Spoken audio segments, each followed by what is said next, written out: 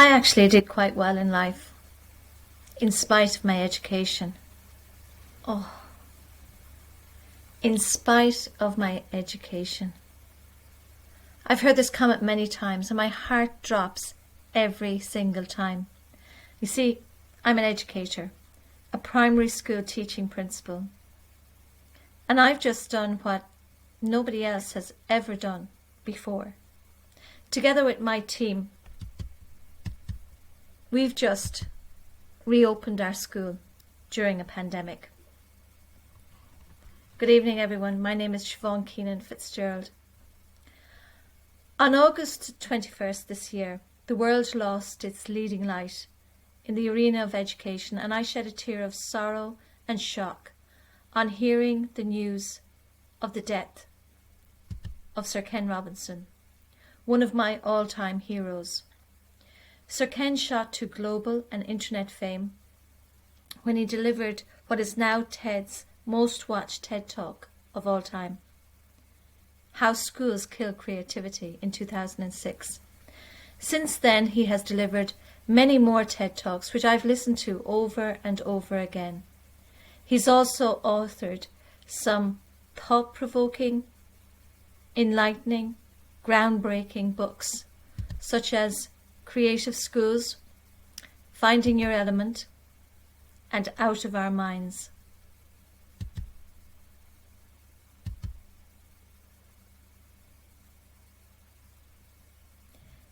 In this presentation, I'm going to comment on two of his talks, How Schools Kill Creativity, 2006, and Bring on the Learning Revolution, 2010.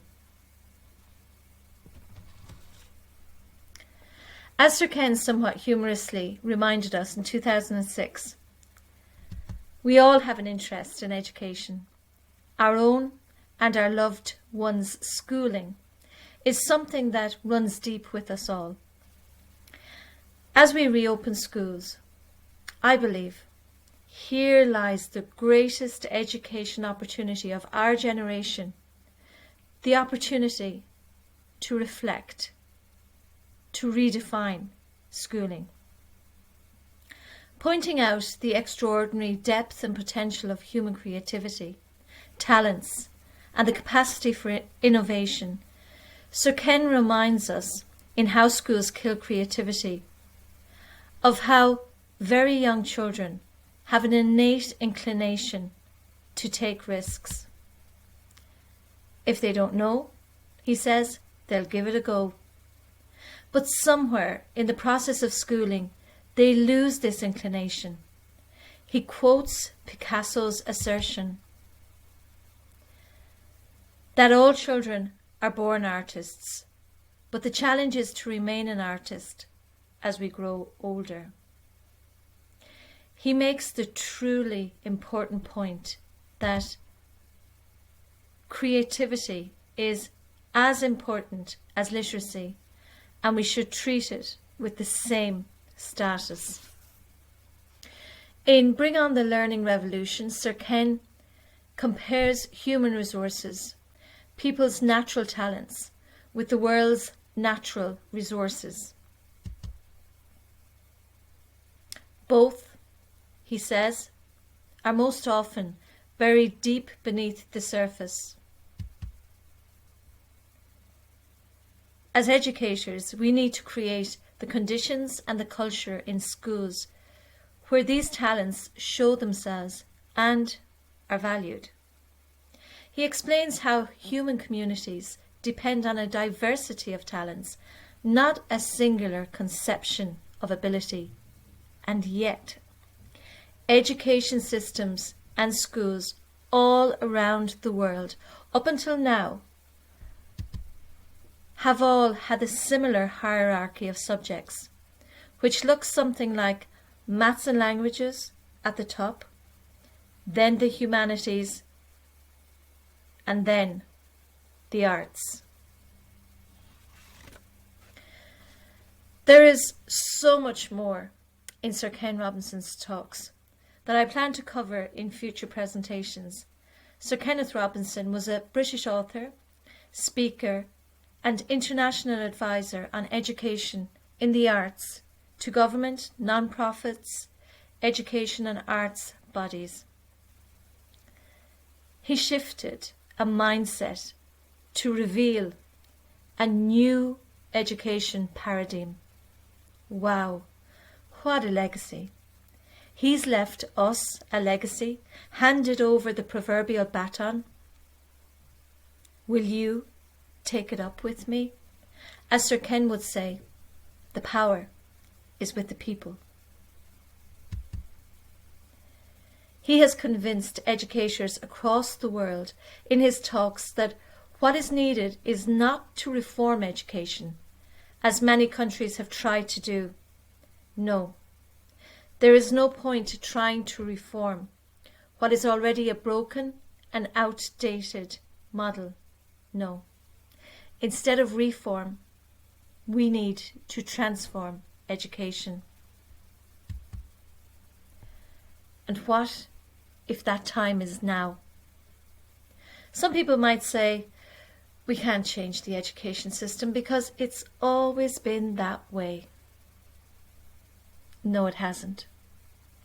As Sir Ken points out clearly, our current education system came into being approximately 100 years ago to meet the needs of the industrial age. Life has changed, evolved. We are not factories churning out neatly packaged, standardized products. We are complex, child-centered, human establishments aiming to bring out the best in every unique individual. For any parent with more than one child, or any aunt, uncle of more than one niece or nephew, you know at a deep level that no two children are the same, that their talents, personalities and needs are very, very diverse. I have 4 children who have the same parents, but they are so delightfully diverse. I wouldn't dream of treating them the same, and I wouldn't get away with it either. Now transfer this to a class of students.